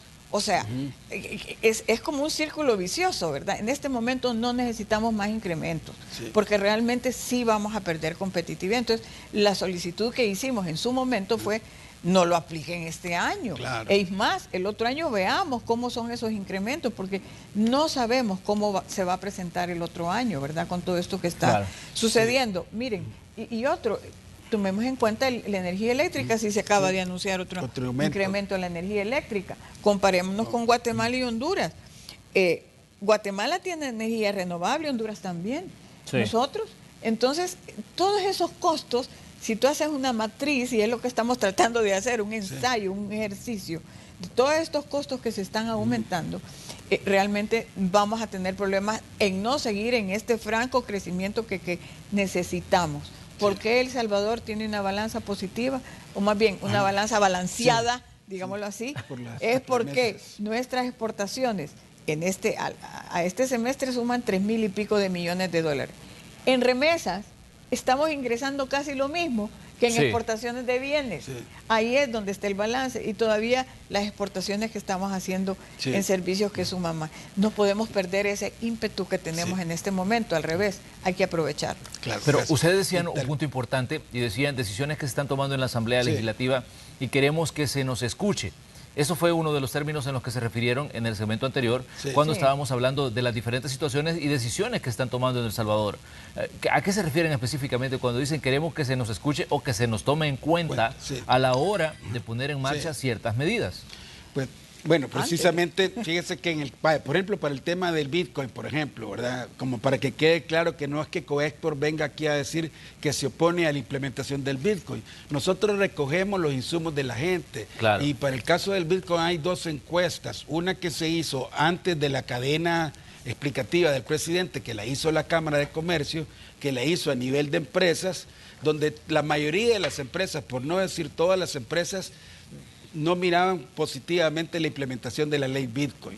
Y hay otra encuesta que la hizo la Universidad Francisco Gavidia, que la hizo precisamente después de la cadena nacional, donde el presidente explicó que no era de carácter obligatorio la implementación de la ley Bitcoin. Entonces, ahí se recoge que el 85% de los salvadoreños no está de acuerdo con la implementación de la ley Bitcoin. Entonces, cuando decimos escuchar, que necesitamos que se escuche más a la gente, claro, es entender todo ese entorno que hay ahí. Y luego nosotros, pues, por nuestra parte, siempre hemos estado, como lo ha dicho Silvia, cerca del gobierno, participamos en el Comité Nacional de Facilitación de Comercio, que es uno de los pocos espacios de diálogo público-privado, ¿verdad?, donde se pueden abordar temas para mejorar la competitividad del país con los procedimientos que se tienen que ver para el comercio exterior. Entonces, todo eso, ese tipo de, dijéramos, de instancias, las deberíamos de replicar un poco más hacia otros temas, porque al final las empresas se manejan con predictibilidad. ¿Qué significa predictibilidad? Pues bueno, que usted en función de ciertos marcos legales hace sus proyecciones para 1 año, para 2 años, para 5 años, y en función de eso decide venir a invertir y poner una fábrica en El Salvador o en X país. Pero si las reglas del juego se están cambiando permanentemente e inconsultamente, pues probablemente sus inversiones van a tener que mirar a otras partes porque no tienen la predictibilidad que necesitan los negocios, la seguridad jurídica que necesitan los negocios. Entonces, ese es cuando nos referimos nosotros a que nos escuchen, me refiero a todo este tipo de temas. Temas en los que estaríamos nosotros siempre en la disposición de proponer, ¿verdad? Muy bien. Hay una serie de situaciones también, decíamos, al cierre de este año. La Comisión Económica para América Latina, la CEPAL, está hablando de un posible crecimiento económico de El Salvador del 5%, o incluso hablaban en algunos casos de hasta el 6%. Es correcto. ¿Cuál consideran ustedes, Silvia, que es el aporte que están haciendo ustedes como exportadores a ese crecimiento de la economía? Sabemos que El Salvador desde el año 2006 tuvo una caída en sus niveles de crecimiento global de la economía y no ha logrado levantar cabeza respecto a sus pares de la región centroamericana. ¿Cómo ven ustedes ahora que CEPAL está diciendo que El Salvador puede crecer más allá del 5%?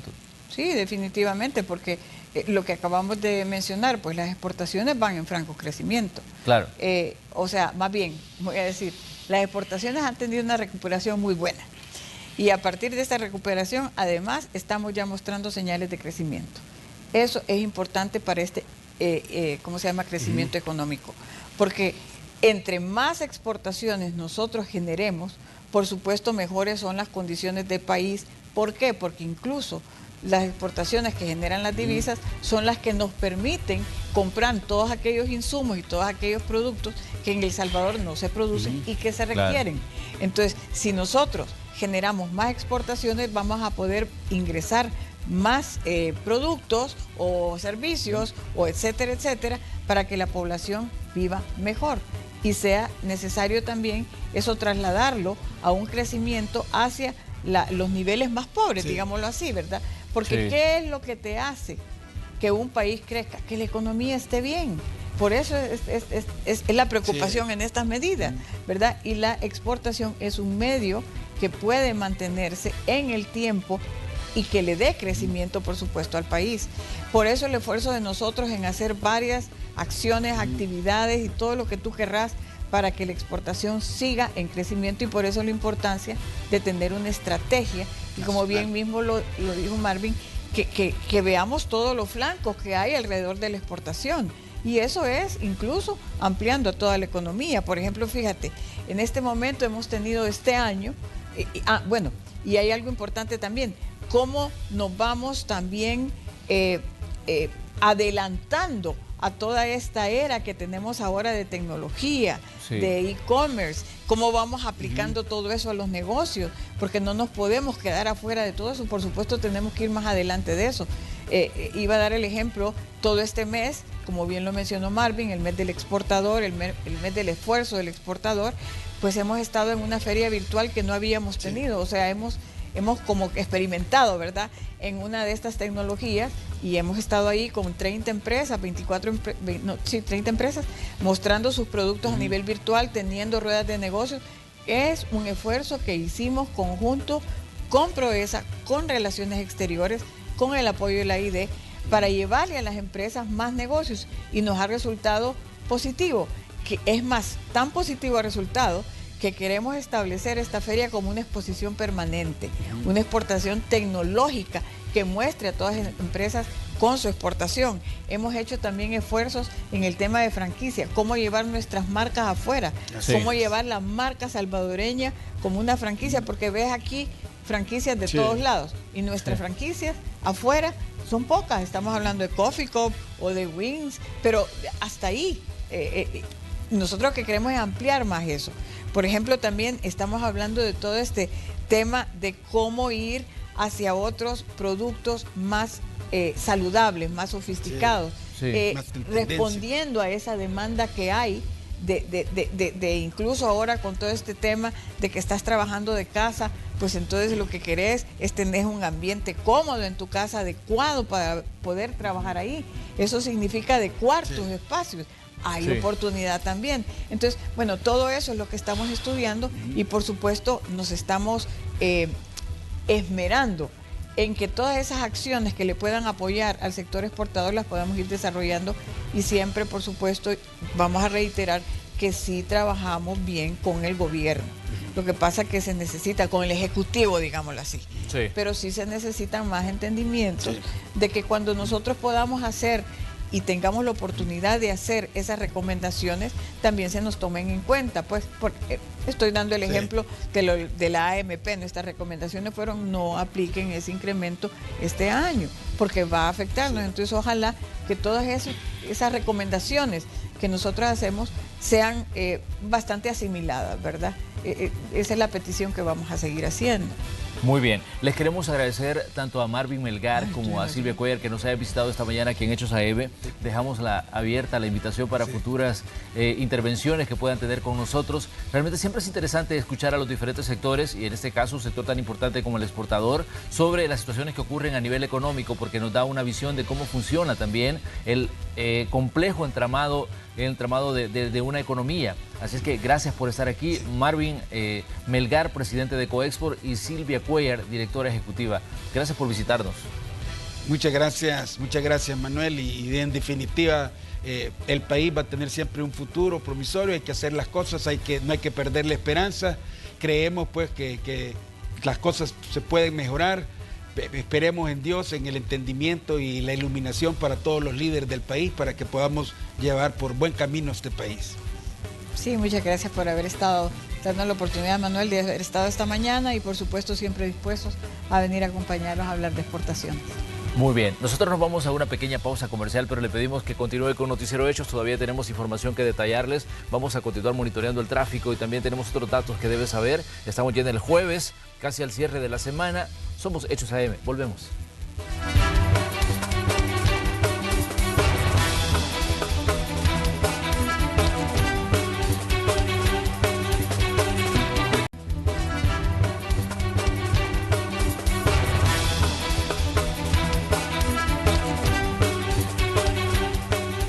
Ya son las 7 de la mañana con 31 minutos. Muchas gracias por estar pendientes de la señal de Canal 12. Somos Hechos AM. Continuamos con nuestra jornada informativa, y en esta oportunidad vamos a establecer contacto con nuestra compañera Marcela Rivera, que nos tiene un nuevo reporte. Marcela, adelante, te escuchamos. Me he trasladado hacia la intersección de la Alameda Juan Pablo II y también de la 17 Avenida Norte para mostrarles el tránsito vehicular, y es que estamos viendo una carga bastante importante en ese lugar, que por cierto también es intervenido por los elementos de la Policía Nacional Civil, y eso con el fin de agilizar la circulación vehicular en este punto que sabemos que se complica bastante. Les muestro cuál es el panorama que se mantiene en la Alameda Juan Pablo II para todas aquellas personas que buscan incorporarse hacia la avenida Independencia. Así el tránsito vehicular, una larga fila de vehículos que se ha generado en este punto, y de igual forma en el sentido contrario que conduce hacia la 25 Avenida Norte, y de igual forma hacia el Boulevard de los Héroes, para que lo tomen en consideración. Así el panorama que se mantiene precisamente en la Alameda Juan Pablo II, en donde ya se ha comenzado a complicar la situación vehicular. Para las personas que vienen del centro de gobierno, son pocos los vehículos esperando el verde del semáforo, para poder continuar con su trayecto, y también les voy a mostrar cuál es el panorama que se ha tornado bastante complicado de igual forma sobre la 17 Avenida Norte, es decir, para todas aquellas personas que vienen del centro de San Salvador. Así el panorama que se mantiene a esa hora de la mañana. Si usted va a circular por esta vía, es mejor que salga desde ya de su casa para evitar cualquier tipo de atraso. Marcela, muchas gracias. Así el panorama desde este punto de la Alameda Juan Pablo II. Ahora también llegó el momento de establecer contacto con nuestra compañera Ileana Leiva. Nos tiene un nuevo reporte del tráfico y también una importante recomendación. Ileana, adelante. Despierta y disfruta todo el sabor de los desayunos de Pizza Hut. Ahora el segundo desayuno te queda a mitad de precio. Presenta. Buenos días, despierta y disfruta todo el sabor de los desayunos de Pizza Hut. Ahora el segundo desayuno te queda a mitad de precio de lunes a viernes en restaurantes Pizza Hut. Aplica menús seleccionados y gracias a Pizza Hut vamos a compartir información del tráfico. Iniciamos en la zona rosa para quienes van buscando desplazarse a la colonia San Benito o también la colonia Escalón, donde podemos observar que se mantiene bastante fluido y el panorama es bastante similar en el carril contrario para quienes vienen incorporándose hasta la zona del Redondel Italia buscando la calle El Pedregal, donde de igual forma se mantiene pues bastante favorable en ambos sentidos. Pero para quienes sigan avanzando y se trasladan hasta la avenida Revolución, vemos que también está pues bastante despejado, que están fluyendo pues sin mayores complicaciones a esta hora para quienes se trasladan hasta la carretera panamericana en sentido hacia Santa Tecla o también para quienes se incorporan hasta la Alameda Manuel Enrique Araujo. Así que con estas imágenes de tráfico regreso con ustedes. Buen día. Despierta y disfruta todo el sabor de los desayunos de Pizza Hut. Ahora el segundo desayuno te queda a mitad de precio. Presentó.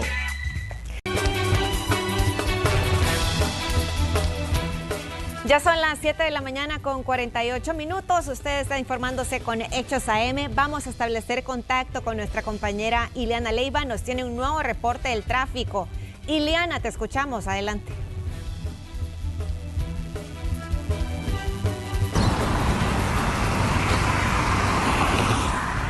Buenos días, nos encontramos en el Boulevard Monseñor Romero a la altura del Condado Santa Rosa, donde se ha registrado una situación de la que queremos alertar a los automovilistas para evitar accidentes de tránsito, y es que esta barra metálica que ustedes observan sobre la carretera pues se ha desprendido y ha provocado que algunos automovilistas pues ya hayan sufrido algunos daños en su vehículo. Más adelante se encuentran dos automovilistas que se han bajado a cambiar las llantas porque las pincharon debido a esta situación.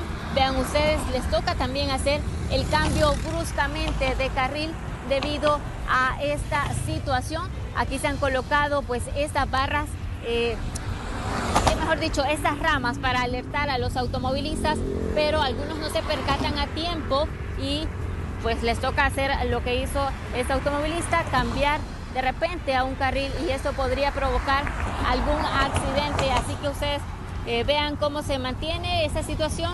Los vehículos definitivamente están corriendo pues un riesgo. También los motociclistas, vemos acá cómo pasan a un costado de esta barra metálica, así que esperamos que las autoridades puedan acercarse para poder reparar esta barra metálica que está siendo un riesgo para quienes transitan en este punto. Aquí vamos a ver. Vean ustedes justamente lo que pasó. Esta persona seguramente dañó sus llantas y le va a tocar pues pararse más adelante para poder repararla. Así que mucho cuidado para quienes transitan en este punto. Las ganas de empezar el día son tu mejor gasolina. DLC, juntos llegamos más lejos. Presenta. Y bueno, desde este punto donde nos estaba reportando nuestra compañera Ileana Leiva, ahora nos trasladamos hacia el Boulevard de los Próceres, porque ahí se encuentra nuestro compañero Dani Guarita y nos comenta cómo se encuentra el tráfico vehicular, donde sabemos que se puede complicar en algunos momentos de la mañana. Dani, te escuchamos, adelante.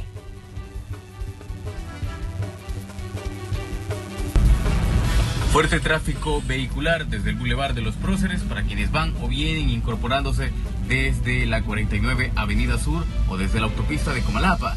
Para quienes van buscando este sentido, como el carril que usted observa sobre sus pantallas, el tráfico ya se muestra bastante complicado. Las personas que se conducen hacia su lugar de trabajo, lugar de destino, el tráfico es así como luce a esta hora de la mañana e incluso puede aún complicarse durante el transcurso de las horas. Tome vías alternas por si usted no quiere encontrarse este fuerte tráfico vehicular desde el Boulevard de los Próceres, sentido buscando hacia la Montserrat, también buscando sentido hacia el aeropuerto de Comalapa o el aeropuerto San Óscar Arnulfo Romero, como se le conoce, también para las personas que luego se incorporan desde la 49 Avenida Sur hacia el Boulevard de los Héroes. El tráfico, como usted observa sobre sus pantallas, es así como luce desde el Boulevard de los Próceres, para las personas también que van tomando la intersección entre la 14 Avenida Julio, también la calle Los Granados o entre la paralela de los Próceres. En estos sectores siempre se complica la situación del tráfico vehicular.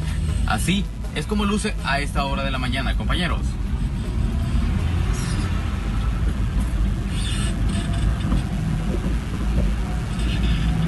Todos los días tenemos algo que nos motiva.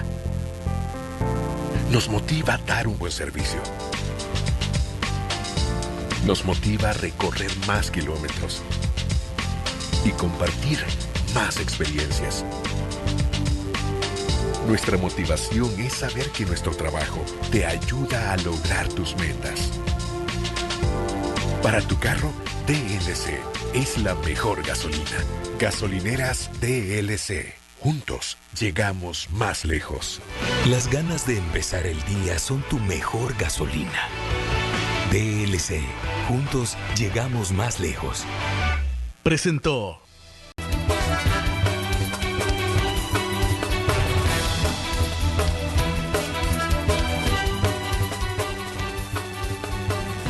Continuamos con más de Hechos AM. Hoy les vamos a presentar un informe que me parece a mí que es un tema muy interesante. Vamos a abordar el tema de la donación y trasplante de órganos en El Salvador. Existe una ley que busca dar esperanza de vida a muchos pacientes. La periodista Jennifer Flores nos cuenta de qué va esta ley. Pese a que el país ya cuenta con una ley de donación y trasplante de órganos, tejidos y células, miles de salvadoreños siguen luchando por sobrevivir a enfermedades que por años no les han permitido llevar una rutina normal y que los obliga a permanecer largas horas en hospitales. De acuerdo con este profesional, más de 6.000 personas están en tratamiento dialítico en el IS y la República, una situación preocupante tomando en cuenta que la ley aprobada garantizaría un sistema público que le dé la posibilidad a los salvadoreños a donar o recibir órganos de donantes vivos o fallecidos. Alrededor del 40% de estos pacientes van a estar aptos para un trasplante de riñón. Pero sí se va a beneficiar mucha población.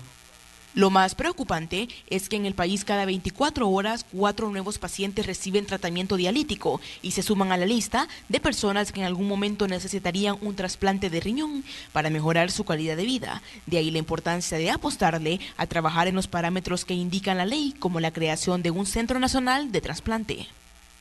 Sí urge de que se implemente o que se cree el Centro Nacional de Trasplante, que se va a encargar de regir los reglamentos y las normas que va a actuar el país con respecto al trasplante.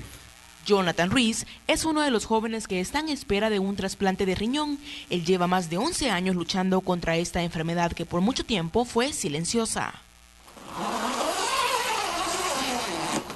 En este cuarto improvisado y tratando de cumplir con todas las medidas higiénicas, se realizaba la diálisis peritoneal que le permitían en su momento tratar la enfermedad.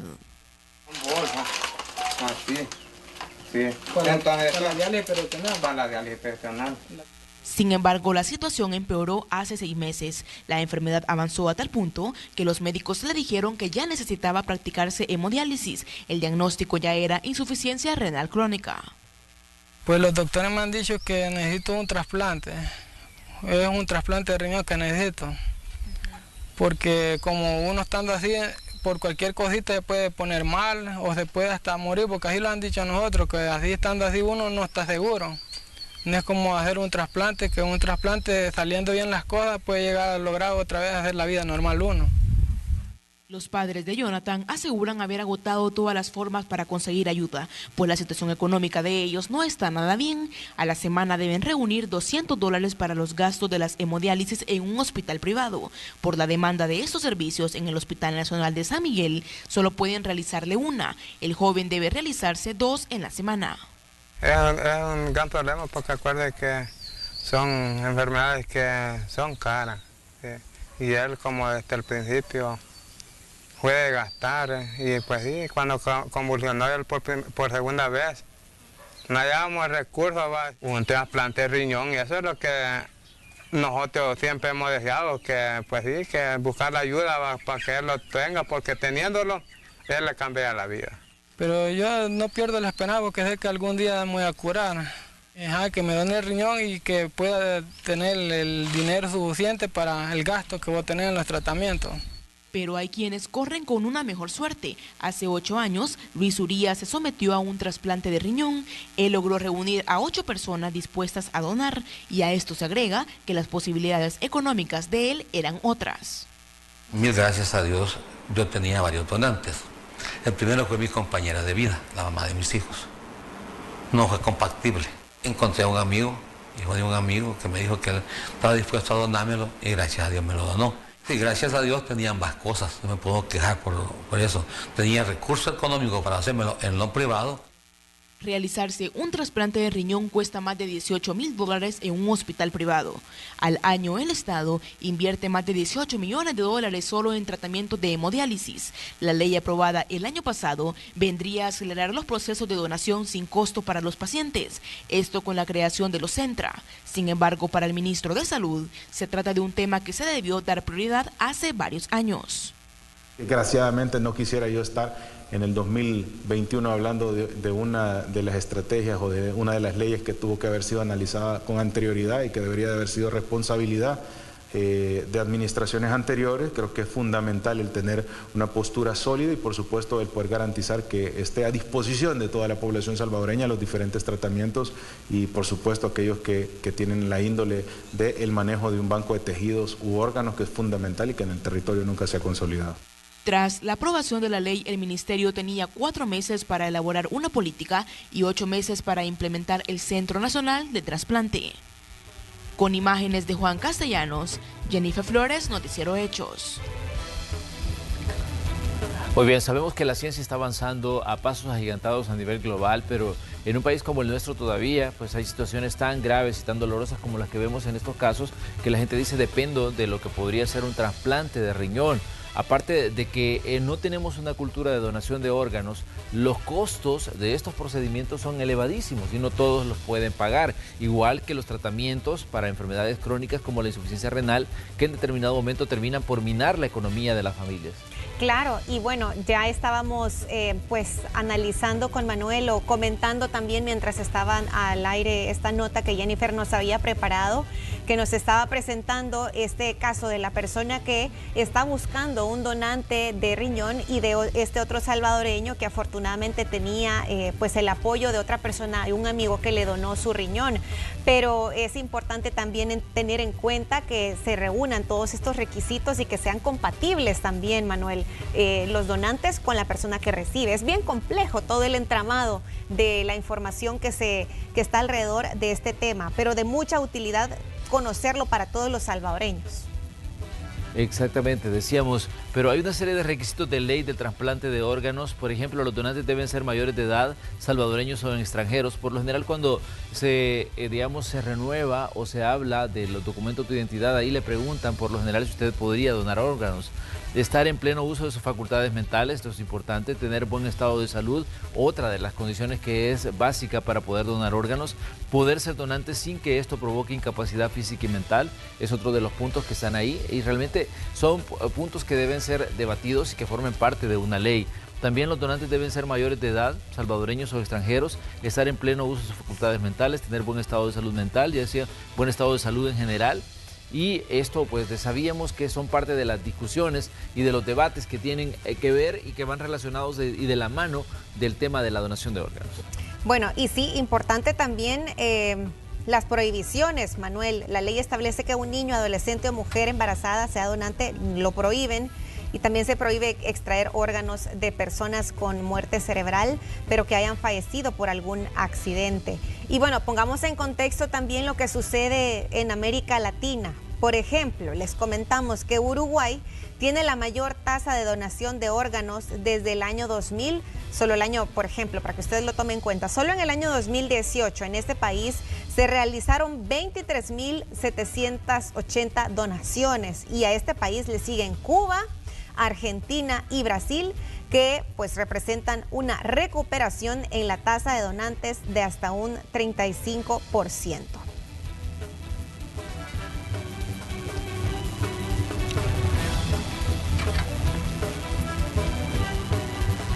Muy bien, este era nuestro tema del día. Sabemos que donar un órgano puede significar la diferencia entre vivir o morir para un ser humano. Hay que tenerlo presente porque en muchas ocasiones a veces la vida nos sorprende y un órgano que tal vez si sufrimos un accidente y morimos en ese accidente puede salvar la vida de otro, pues es necesario que pues sigamos viviendo a través de esa donación, ¿no? Claro. Porque hemos visto casos tan, digamos, complejos como la donación incluso o trasplantes de corazón, que provienen de personas que tal vez han fallecido de forma repentina en accidentes de tránsito, pero sus órganos quedan pues intactos. Entonces, este es un punto que se debe debatir. Sabemos que en El Salvador no tenemos una cultura de hablar de este tipo de temas, pero es importante porque no sabemos si en determinado momento la vida nos pueda sorprender y necesitemos de algo como un trasplante. Claro, tomar en cuenta el hígado, por ejemplo, donación de córneas, comentábamos también, el corazón, los riñones, tal vez un ser querido ya ha partido y de pronto si él ha dejado la disposición de poder donar sus órganos,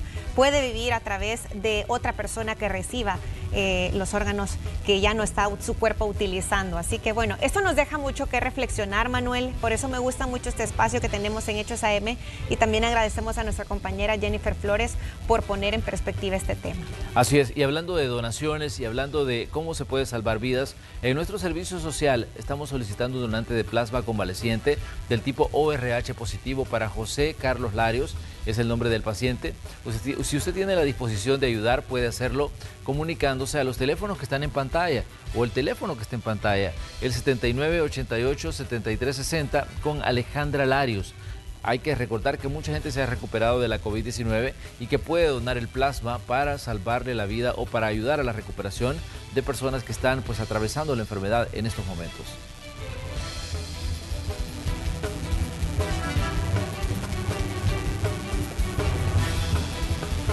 Tenemos información en desarrollo también a través de las redes sociales. Ahí tenemos una publicación que ha hecho Rolando Castro, ministro de Trabajo. Dice: saliendo nuestros trabajadores con destino a Washington, D.C., Oregón, Colorado y otros destinos a través del programa de migración laboral. Seguimos trabajando y evitar así el doloroso viaje ilegal e irregular a cualquier parte del mundo. Bendición, ayudarles a quienes más lo necesitan. Lo que tenemos en imagen ahí es la declaración del ministro, pero abajo tenemos también la imagen de los trabajadores, que son las personas que van en este momento hacia los Estados Unidos porque tienen una visa de trabajo, es decir, ellos están migrando para poder trabajar en Estados Unidos por un periodo de tiempo y lo hacen a través de esta intermediación que ha hecho el Ministerio de Trabajo y que les va a permitir llegar a Estados Unidos, ser, digamos, parte de su actividad productiva y luego regresar a El Salvador. Este es un sistema que ha permitido que muchos salvadoreños viajen. En Estados Unidos hay una alta demanda en este momento de mano de obra y aquí en El Salvador pues hay mucha gente buscando oportunidades y es por eso que se convierte en un punto importante estos programas que permiten la migración documentada, la migración con, digamos, con toda la anuencia y el aval de los Estados Unidos, y que esto pues no va a representar ningún peligro para estas personas, más que solo el hecho de llegar a trabajar a una tierra como la de Estados Unidos. Así que bueno, ahí tenemos esta información sobre este viaje de estos trabajadores rumbo a Washington y otros estados de la Unión Americana. Y que tengan una jornada de mucho éxito para todos ellos. Seguramente sus familias estarán teniendo mucha esperanza en que logren desarrollar buen trabajo y que también pues traigan el fruto de ese trabajo, Manuel, para beneficiar a más salvadoreños. Exactamente. Tenemos que hacer una pausa, pero le invitamos a que siga con nosotros. Muy bien, vamos a hablar de otro tema que tiene que ver con medio ambiente. ¿Sabe usted que la costa salvadoreña está recibiendo un fuerte oleaje y esto está poniendo en peligro las reservas para la conservación de las tortugas marinas? ¿Qué es lo que está ocurriendo? Vamos a ir hasta la zona de La Unión para tener un panorama completo de este tema en específico. Las personas que se dedican a la recolección de huevos de tortuga en la playa El Icacal del municipio de Intipucá del departamento de La Unión están listos para poder trabajar en la temporada de anidación de esta especie marina. Se hace con fines de conservación, para que las personas los recojan en la playa y posteriormente los llevan al vivero. Juan Carlos Hernández, viverista encargado de la playa El Icacal, manifestó que el fuerte oleaje ha afectado gran parte del vivero. Mire, es bastante difícil porque uno querer proteger una especie que está en peligro crítico de la extinción y no tener el apoyo tanto como de gobierno y tanto como de las alcaldías que esperábamos, porque aquí no se trata de hacer únicamente reuniones y de hacer plataformas, aquí es de venir y trabajar, porque este es un problema que los está afectando a nosotros del mar, que nos está llevando día con día metros de playa y nadie está haciendo nada, nadie se está preocupando por esta área. Fíjese de que el fuerte oleaje que hubo, yo tenía construido un corral de 20 por 10 con el Fondo de Inversión FIAES El Salvador y con la ONG ADEL FIAES y conjunto al Ministerio de Medio Ambiente habíamos creado un corral de 20 por 10, lo cual lo llevó alrededor de 5 metros de dentro de ya la estructura del corral. Nos tocó que reubicarlo nuevamente, pero estamos siendo siempre amenazados de que, pues sí, va a seguir el mar llevándose más la arena y no vamos a poder incubar ya huevos de tortuga. La playa El Icacal es uno de los que forman parte de la conservación de tortugas marinas que ejecuta el Fondo de Inversión Ambiental de El Salvador FIAES. FIAES El Salvador tiene otros corrales tanto como en Las Tunas y El Cuco, lo cual es un grupo de compañeros que estamos trabajando en conjunto para ver de qué forma sacamos adelante esta especie que está en peligro crítico de la extinción. ¿La recolección para cuándo la tenían previsto iniciar? Nosotros teníamos previsto ya recolectar huevos ya desde el 15 en adelante, pero debido a problemas de los proveedores de los materiales, que no los han traído aún los materiales, eso los ha retrasado. Claro, por lo del COVID, ¿verdad? No todas las ferreterías tienen los materiales, están haciendo sus peticiones y es por eso que vamos a empezar ya del 20 en adelante, ya con la compra de recolectar los huevos de tortuga. Recolectar 36.000 huevos en este año es una de las metas para incubarlos en la playa El Icacal. En total nosotros tenemos una meta de 36.000 huevos que tenemos que recolectar desde ya julio hasta noviembre. En estas costas tenemos alrededor de 4 especies de tortuga, 3 de ellas están en peligro crítico de la extinción por creencias populares como el consumo de sus huevos, las carnes, aceites y todo lo que es lo derivado de la tortuga. Por eso es que conjunto al Ministerio de Agricultura y Ganadería y también el Ministerio de Medio Ambiente se ha hecho esfuerzos para proteger a esta especie y donantes, ¿verdad?, que están apoyando a que esta especie no se termine. Si hallamos una, luego la sacamos, la nidada y la vamos a dejar al vivero. ¿Verdad? Que vayan los huevos calientitos, que no hayan perdido lo tibio que les queda a ellos para irlos a dejar al vivero. Después de que los dejamos, los recolectamos, salimos de nuevo a ver si podemos hallar a otra nidada. Esos son los movimientos de nosotros en la playa. Con edición de Cristian Martínez, informó para Noticiero El Zamorano Moisés Paniagua. Muy bien, y con teníamos esta nota... hacer ese resumen de todo lo que pasó en el oriente de nuestro país, Manuel, qué preocupante. Estamos llegando al final de esta entrega de Hechos AM en el día jueves. Estamos ya en 29 de julio de 2021. Le pedimos a usted que esté pendiente de las publicaciones de Noticiero Hechos porque le vamos a estar actualizando de todo lo que esté ocurriendo este día. Así que pendientes con toda la información. En la Asamblea Legislativa va a haber mucha actividad.